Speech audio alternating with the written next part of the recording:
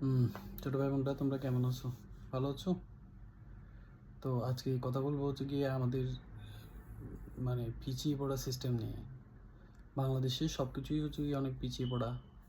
মানে পিছিয়ে পড়া না, দেশটা লোকজনগুলো কিন্তু অনেক ভালো আমার কাছে মনে হয়। আমাদের দেশের লোকেরা, আমি এখানে এসে বুঝতেছি আমাদের দেশে যে লোক খারাপ তা না। আবার আমাদের দেশে অনুন্নত বা আমাদের টাকা কম ওইসব কোনো কিছুই আমার কাছে মনে হয় না। সব ঠিক আছে আমাদের দেশে। আমাদের দেশে মানে সুখী কম এটাও না। পাই যে পরিমাণ রিসোর্স আছে মাঝে মাঝে মনে হয় আমার কাছে আমেরিকাতে এগুলো নাই। অনেক কিছু নাই আমার কাছে মনে হয়।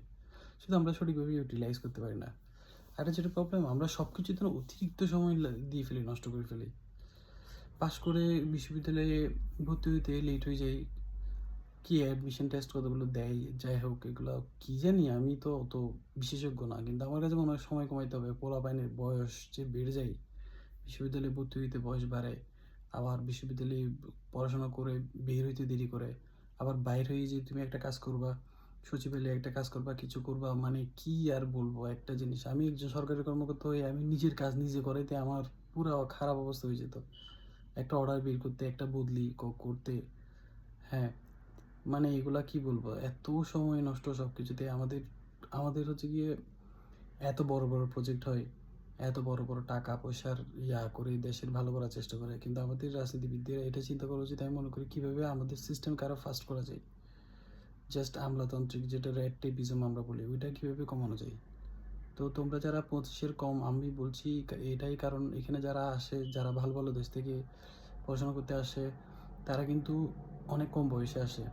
এটা একটা হচ্ছে কি অ্যাচিভমেন্ট, এটা একটা উইন লাইফে আমি মনে করি। কম বয়সে আসতে পারাটাই এখানে, to make your journey here in proper age, that's really important. তো তোমরা ওইটার দিকে তোমরা খেয়াল রাখবা, তাড়াতাড়ি আসবা, শারীরিক ও মানসিক শক্তিতে উজ্জীবিত থাকবা। এখানে এসে তোমার সিস্টেম বুঝতে সময় লেগে যাবে।